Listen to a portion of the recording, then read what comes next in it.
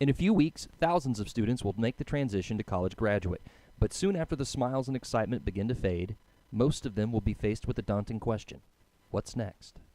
For many, the search for the next phase in their life began months ago at job fairs like this one at UNT's Discovery Park campus.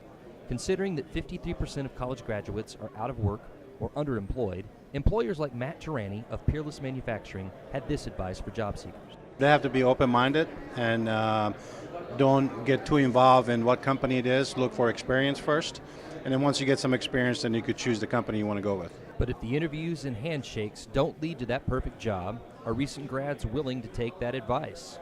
Honestly, with everything we've learned and all the crazy, loony, hour, 2-hour problems that we've had to do in class, there's no point of trying to look outside of our field of studies. When Kara Markham graduated in December of 2008 with her degree in history, she also thought that her morning cup of coffee would be made before heading off to her ideal job. Most people that major in history go into the teaching field. That's where I thought I was headed. It didn't really work out that way. I did some substitute teaching. It was harder than I expected, and it was something that I didn't want to pursue for my career.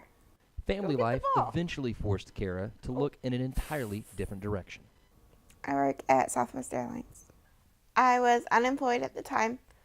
I had just had my daughter Evelyn, and my mother suggested, well, why don't you work for the airlines? Considering that her current job does not require a college degree, one might wonder how Kara feels her education benefits her.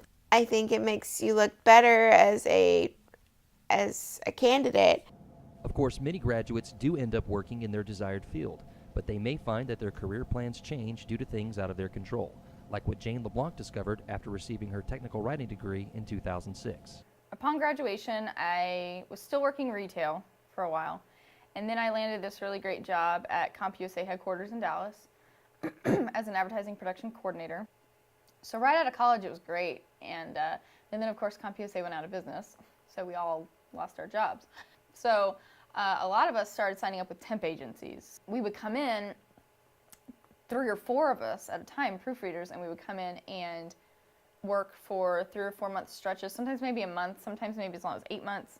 And then when they didn't need us anymore, they would just say, okay, well, thank you, we don't need you anymore. Jane struggled with what to do next with her career, and ultimately ended up back at UNT, pursuing her master's degree at the Mayborn School of Journalism, where she's found a nurturing atmosphere that has sharpened her focus. I feel like definitely now I'm more on my way. Kind of fell back in love with creative writing, creative nonfiction writing. So within the first 2.5 months of coming back to school, I actually switched to the news writing and editing side. And now Jane's rededication is starting to pay off. I'm interning at the Dallas Observer right now, and I cover the comedy beat. And I think that the internship at the Dallas Observer has really kind of narrowed that down and let me really figure out where I'm going. And then there are students like Esau Curry. I'm taking 16 hours. No, 13 hours. For many years, Esau didn't think a college degree would be part of his future. I went to Brookhaven Community College. Then figured out that wasn't really what I wanted to do. Then the next semester, I got a job working for Napa Auto Parts, driving a truck around. Then went into the restaurant industry and started waiting tables, bartending, and started moving my way up the company. Order up, Tyson! Just wasn't a job for me. Just not something I wanted to do anymore. Just didn't feel right anymore. Just felt like every time I quit the restaurant, it sucked me back in, and I wanted to get out for sure this time. Yeah, I'm back in school now, and getting my film degree and minoring in business management. And like Kara, Esau's professional decisions are motivated by family. I need to really do something in my life. I need to show my son that I'm just not like, I want to show him something impressive that I can do what I've done with my life, and I want to prove myself I can do something with my life. And the numbers still show a significant financial gain by earning your college degree. Of course, everyone has their own reasons for furthering their education. That piece of paper is worth a lot. I mean, it's worth a lot of money, but it's worth a lot of experiences and lifetime goal worth, and it's worth more than a piece of paper. It's not just about the degree that I get, but it's also obviously about the connections that I make. So do I feel better about getting a job after my master's program than I did my undergraduate program? Yeah, I do. Or just going to any company and just going in for a management position at any company with that degree, saying, and with my background of being a manager and a GM, of running things, I think that will help out.